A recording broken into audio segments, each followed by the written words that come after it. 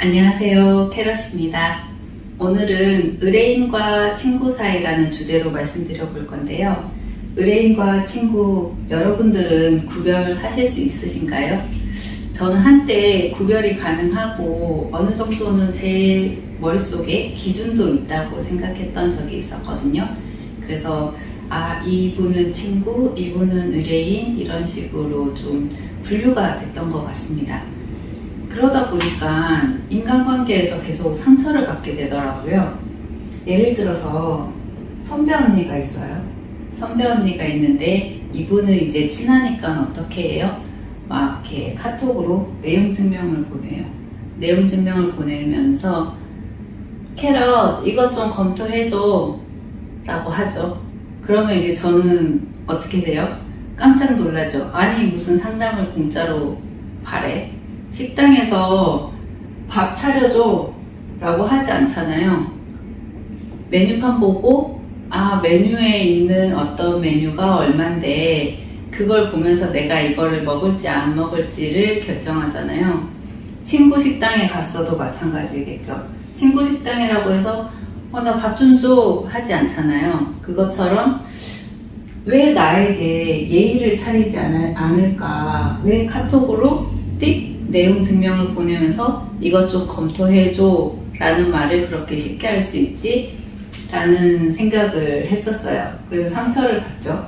이분은 내게는 친구였는데 이제 의뢰인처럼 구는 건 아니죠. 의뢰인은 돈은 주니까. 근데 친구로 이제 마음만으로 이제 자기를 공짜를 바라는 거죠. 정말 저는 이 언니한테 평생 밥 한 번 얻어먹은 적이 없었는데 말이죠. 한 번은 이런 적이 있었어요. 그분은 저에게 이제 본인의 기업 사건들을 저한테 자문하는 사장님이셨어요. 의뢰인이었죠. 한 10여 년간 이제 서로 이제 각자 이제 생활을 하고 그러다가 이제 연락을 주신 거예요. 밥 한 번 먹재요, 밥을 먹으러 이제 나가는데 이제 이분이 그동안 살아오셨던 이제 힘든 얘기를 하는 거예요. 이혼을 하시고 사업적으로도 많이 힘드시다 이런 말씀을 하셨죠. 그러니까 저한테 이미 이혼을 하셨다고 말씀을 하시는 거는 내 의뢰인이 아니고 친구인 거죠. 사업적인 힘든 점을 얘기를 하는 거는 또 친구예요. 그래서 저는 이제 친구가 된 거죠. 이분이랑 밥을 먹으면서 친구가 됐어요. 그리고 어쩌다 맥주도 한 잔씩 하고 그러다 보니까 이 사업적인 힘든 얘기가 계속 나오는 거죠. 이렇게 횡령도 있고 사기도 있고 여러 가지 이제 그 피해자셨어요. 피해자. 그러다 보니 사장님은 나에게 친구로서 한번 이걸 해달라 이런 요구를 하더라고요. 친구로서 그 상대방을 만나서 조정을 해달라. 친구로서 뭘 해달라 이렇게 요구하시는 게 많았어요. 그들이 나에게 뭔가 공짜 상담이나 공짜를 바랄 때 말하는 게 친구였어요. 그런 거를 몇 번을 겪고 나니까 저한테는 뭐예요? 이게 굉장히 상처가 되는 거죠. 왜 사람들은 나에게 어떤 친구라는 이름으로 공짜를 바랄까? 나에게는 이게 밥벌이 수단이고 굉장히 중요한 건데 한번 해줄 수 있지 않아? 이거 잠깐 이렇게 들어주는 게 뭐가 그렇게 힘들어? 이렇게 얘기하시는 분이 있어요. 하나만 물어볼게 무슨 자판기에서 나오듯이 그렇게 얘기를 해요. 그래서 이게 되게 저한테는 상처였고 그 감정들을 어떻게 해야 될지 잘 모르겠더라고요. 상대방을 비난하기도 했죠. 거지 아니야? 왜 그러지? 양심이 있어 없어? 막 그래요. 나를 비난해보기도 합니다. 나 호구인가? 내가 그렇게 만만해 보여? 뭘 어떻게 해야 이 사람들한테 만만해 보이지 않을지 이런 거에 대해서 고민을 하게 됐죠. 그래서 그 처리에 대한 방법으로 처음 이제 생각한 게 어떤 기준이었어요. 기준을 제시하는 거. 그래서 기준을 제시를 했죠. 어떤 회장님이 이제 저한테 이변 이거 한번 검토를 해줘 이렇게 행정처분에 관한 서류를 이메일로 틱 보내신 거예요. 행정처분에 관한 서류를 그냥 검토하기 힘들고 1시간 안에 끝날 수 있는 그런 거리가 아니었어요. 그래서 아 저기 회장님 저 이런 거 돈 받고 해요 괜찮으실까요? 그랬더니 아 무슨 돈을 받고 해 그냥 공짜로 할 수 있는 정도로만 해줘 이러시는 거죠. 그 회장님이 이제 뭐 강남에 이렇게 빌딩도 있고 무슨 뭐 모임의 회장도 하고 이제 발도 넓고 어쩌다 뭐 이런 이제 뒷 배경이 있잖아요.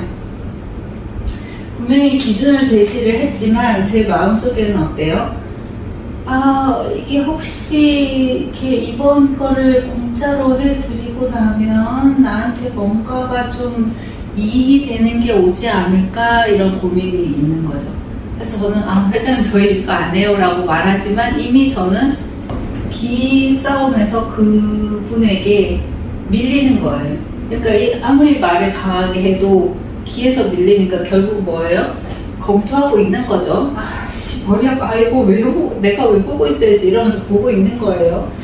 이 회장님이 이기셨어요. 이제 시간이 지나 뭐 2년 3년 지나요. 근데 나한테 이제 그 돌아오는 게 없어요. 나는 어떻게 해요? 화가 나죠. 야 역시 뭐 이제 역시 또 이제 비난을 하죠. 역시 이제 거지근성으로 그렇게 아끼니까 부자가 되지. 야 그렇게 아껴서 부자가 되면 뭐가 좋냐 이렇게 속으로 막 욕을 하는 거예요. 이제 화가 나니까 해결되는 게 없죠. 그러면 저는 만약에 이 상황에서 또 이제 고민을 하게 되는 거죠. 해결되는 게 없어요. 그럼 이제는 내가 바뀌어야겠다는 생각을 한 거죠. 내가 바뀌어야겠다. 그럼 내가 어떻게 바뀌느냐의 문제인데 두 가지인 거죠. 하나는 기대, 이익에 대한 기대를 놔야죠. 내가 이거 이익을 볼 수도 있다는 이 기대 때문에 함부로 못하는 거잖아요. 두 번째는 뭐예요? 말이 아니라 기운에서 얘기해야 되는 거예요. 기운에서. 말을 그냥 이렇게 내가 하지 않겠다고 말만 하지 이게 속으로도 이미 밀려 있으면 저쪽에서도 눈치채니까 그 말로 계속 공격을 한단 말이죠. 근데 이제 내가 그 물러서지 않는 그런 어떤 기운이 있어야 되죠. 기운이라는 것을 어떻게 얻나는 문제인데요. 우리가 내공이라고 하는 거 있죠. 내공. 내공이 뭐예요? 내공. 내공은 보통 이제 안에서 나오는 공이라고 생각을 하죠. 내공. 둘 다 이제 한자로 안내자에다가 공자를 쓸 수 있는 거니까 내공이라고 하는데 이게 나의 공입니다. 내 마음속에서 오는 힘인 거죠. 힘, 뭐 기운, 에너지, 뭐 여러 형태로 이제 번역될 수 있을 것 같아요. 저 공이라는 거는 나의 마음이 이제 평안한 거예요. 흔들리지 않는 거지. 이익이 있든 없든 손해가 있든 없든 흔들리지 않는 거죠. 이게 흔들리지 않으면 내가 말하는 거에 무게감이 생기는 거죠. 말을 하지 않아도 함부로 나한테 이제 공짜로 해줘 이런 말도 하지 않지만 공짜로 좀 해줘 그러면 어떻게 해요? 회장님도 참 무게감이 생기는 거죠. 길게 설명하지 않죠.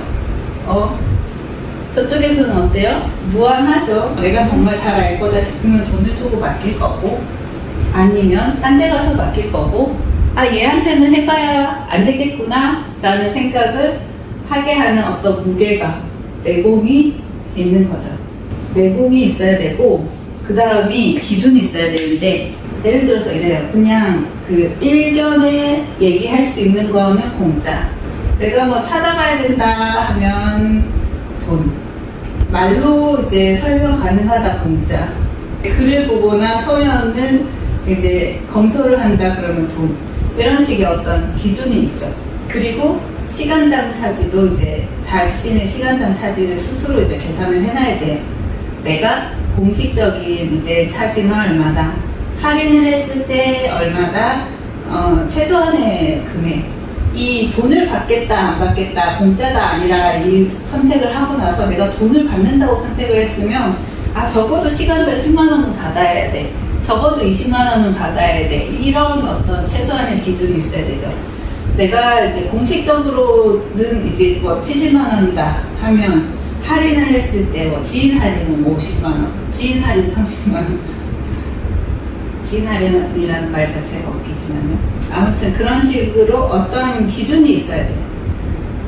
그래서 자신의 시간이 얼마라는 거를 이제 스스로 정하셔야 돼요. 엿가락은 누가 잘라요? 엿장수가 자르죠.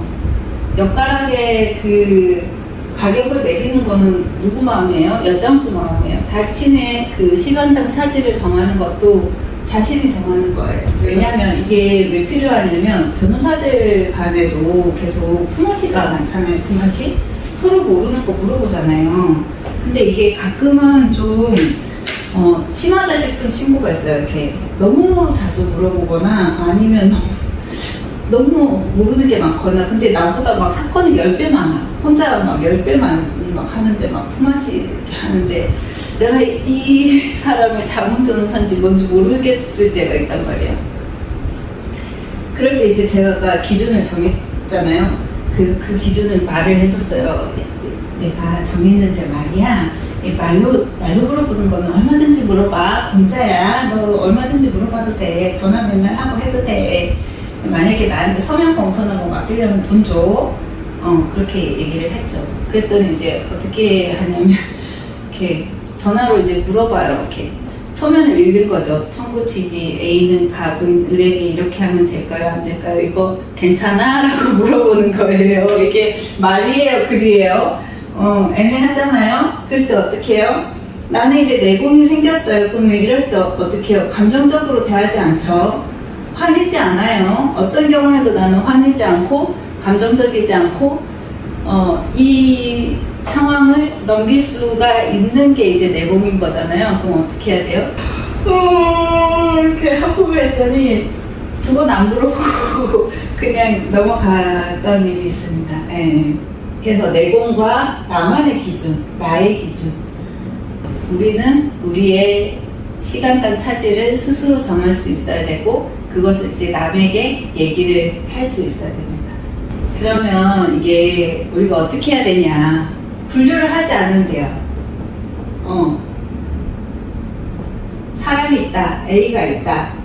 만약에 A를 의뢰인으로 분류하면 어때요? 이 사람 나한테 돈을 줘야 돼요. 근데 돈을 적게 주거나 너무 안 주거나 하면은 이제 상처를 받죠. 화가 나요. 이게 친구로 분류를 해요. 그러면 이 사람은 나한테 마음을 줘야 돼요.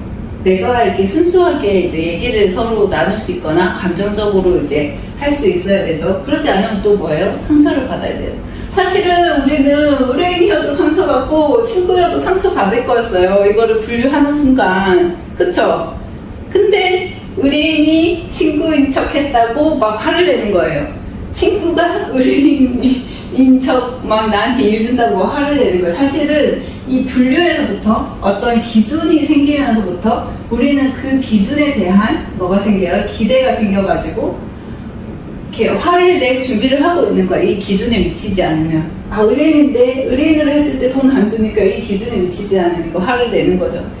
아니, 나는 친구로 알고 내 마음 다 줬는데 편하게 생각하고 서로 이제 마음을 나누는 사람인 줄 알았더니 나한테 왜 이렇게 이익을 받아가려고 그러냐. 나는 상처받았어. 이러는 거죠. 분류하고 기준을 정한다는 것 자체가 우리는 상처받을 준비를 하는 거예요. 기대가 생기기 때문에. 항상 보다 마음은 어떤 이제 그 머리에서 뇌에서 정하는 어떤 기대가 있으면 그 기대에 미치지 못할 때 내 마음은 여기 있는데 상태는 여기 있는데 뇌에서 정한 기준이나 기대가 있으면 뭐예요? 이만큼의 그 상처, 감정이 생기는 거죠. 우리 행복론에서 배웠잖아요. 차이에서 감정이 온다고. 내가 기대에 미치지 못하기 때문에 감정이 온다. 그래서 의뢰인으로 분류할 필요도 없고 친구로 분류할 필요도 없고 내가 부모라고 생각하면 어때요? 나의 부모님은 왜 나한테 이걸 해주지 않냐? 딴 친구들은 엄마가 뭐 청소도 해주고 빨래도 해주고 얼마나 따뜻하고 말도 예쁘게 해주고 그러는데 왜 우리 엄마는 그러지 않냐? 이렇게 되잖아요. 부모라는 기대가 있으면 부모라는 어떤 상이 생겨버리면 자식도 마찬가지고 다른 자식들은 나한테 전화도 하고 어쩌고 하는데 얘는 왜 이러냐 이러면 이제 상처가 생기는 거죠. 내 남편은 항상 남의 남편보다 못하니까 그런 데서도 상처가 오고, 남편이라면, 부인이라면, 자식이라면 당연히 이래야 되는데 저래야 되는데 이런 어떤 기준이 생기면 우리는 이미 상처받을 마음의 준비를 하고 있는 거예요. 왜냐하면 그 기준에서 차이만큼 상처가 생기니까요.